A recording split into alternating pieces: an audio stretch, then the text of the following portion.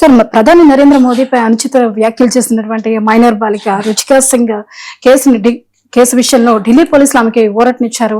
ఆమె కేసు కొనసాగింపుని నిలిపివేసినట్లుగా తెలుస్తోంది.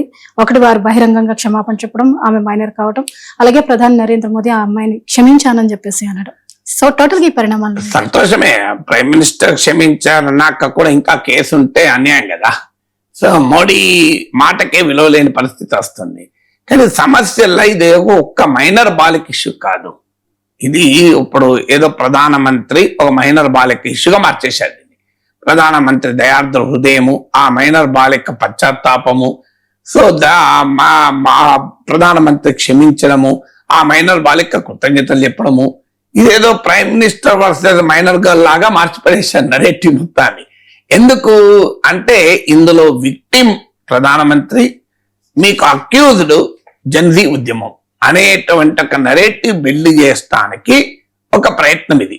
So narrative building లో భాగంగా చూడండి, మోడీ బాధితుడు, మీరు ఈ జన్జీ నిరసనకారులు నిందితులు అనేది చూపడం. రెండవది ఏంటంటే ప్రభుత్వము అనవసరపు బల ప్రయోగం చేసింది, యూజ్ ఆఫ్ ఫోర్స్ వాడింది, పెల్లెట్ గన్లు వాడారు, పిల్లల పైన భయంకరంగా లాఠీ చార్జ్ చేశారు, లాఠీలకు ఇనుప శూలాలు పెట్టారు.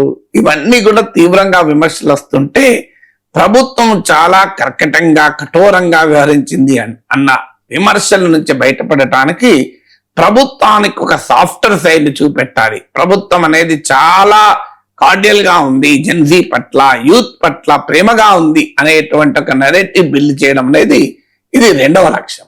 మూడవది ఏంటి అంటే ఈ Gen Z protest largely peaceful protest, అందులో కొంతమంది సంఘ విద్రోహ శక్తులు ఎంటర్ అయ్యారని మొదటి నుంచి ఆరోపణ ఉంది. అది కూడా మరి పోలీసు వైఫల్యమే. పోలీసులు అంత పెద్ద ఎత్తున మోహరించినాక కూడా మీకు సంఘ విద్రోహ శక్తులు ఎట్లా ఎంటర్ అయ్యారు?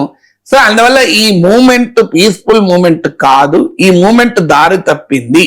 యూత్ అనేది ఇవాళ దేశమంతా ప్రపంచమంతా భారతదేశంలో జరిగిన యూత్ ప్రొటెస్ట్లను గొప్పగా చెప్తున్నారు. ఇది ప్రజాస్వామ్యానికి ఒక ప్రతీకగా చెప్తున్నారు, అంటే డెమోక్రటిక్ స్పిరిట్ ఎలా ఉంది అని. కానీ అలా కాదు, ఈ యూత్ మిస్గైడెడ్, దారి తప్పిన యువత అనేది ఒక నరేటివ్ బిల్డ్ చేస్తానికి చేస్తున్నటువంటి ఎత్తుగడ.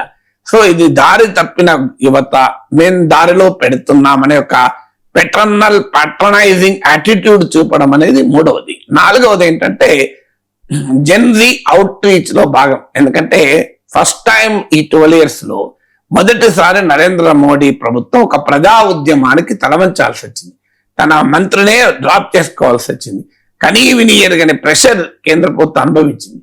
దాని నుంచి బయటపడటానికి ఇప్పుడు ప్రైమ్ మినిస్టరే వర్టికల్ వీడియోలు చేస్తున్నారు, మంత్రుల్ని ఇన్స్టాగ్రామ్ రీల్స్ ఏమని చెప్తున్నారు. పెద్ద ఎత్తున జెన్జీ అవుట్ రీచ్ కార్యక్రమం జరుగుతుంది. ఈ అవుట్ రీచ్ కార్యక్రమంలో భాగంగానే ఇప్పుడు ఇలా సెలెక్టెడ్ నరేటివ్స్, ఒక మైనర్ బాలిక మాట్లాడింది, ఆమె పట్ల ఎలా వ్యవహారం అనే అంశాన్ని తీసుకొచ్చి మొత్తం డిబేట్ ను డిరేల్ చేసేటువంటి ప్రయత్నం చేస్తుంది. డెఫినెట్ గా నరేంద్ర మోడీ పైన ఎవరైనా తప్పుగా మాట్లాడితే మనం ఎవరైనా ఖండించాలి, అందులో డౌట్ లేదు. కానీ ఈ కల్చర్ ఆఫ్ అబ్యూజ్ ఎవరు మొదలు పెట్టారు? రాజకీయ పార్టీల ట్రోల్ ఆర్మీలే కదా. మరి అది మర్చిపోయి ఏదో ఒక ఇన్సిడెంట్ సింగిల్ అవుట్ చేయకూడదు కదా. ఫస్ట్ లో నరేంద్ర మోడీనే కాదు, ఎవరిపైన అబ్యూజ్ గా మాట్లాడకూడదు. భిన్నాభిప్రాయాలు వ్యక్తం చేయొచ్చు, కానీ అబ్యూజ్ చేసే హక్కు ఎవరికి లేదు కదా. అయితే దీన్ని కంప్లీట్ నరేటివ్ తమ చేతిలోకి వెళ్ళిపోయింది కనుక రీగెయినింగ్ దట్ నరేటివ్ అనేది ఇప్పుడు బీజేపీ ప్రభుత్వం, బీజేపీ పార్టీ చేస్తున్న ఎత్తుగడ. అందులో భాగంగానే ఈ ప్రైమ్ మినిస్టర్ క్షమించాలని చెప్పి వీడియో పెట్టడము, కేసు డ్రాప్ చేయడం. ఒకవైపు ఏమో ఫేషియల్ రికగ్నిషన్లతోని ఢిల్లీ ప్రొటెస్ట్ లో పాల్గొన్న వాళ్ళని ఇప్పటికీ ఢిల్లీ పోలీస్ ఐడెంటిఫై చేస్తోంది. మరి కాంగ్రెస్ జనతా పార్టీకి లిఖిత పూర్వకంగా ఇచ్చిన హామీ మేము విత్డ్రా చేసుకుంటామని, అక్కడికి ఆ ప్రాసెస్ జరగడం లేదు. ఇప్పటికీ కూడా విమర్శలు కంటిన్యూ చేస్తున్నారు.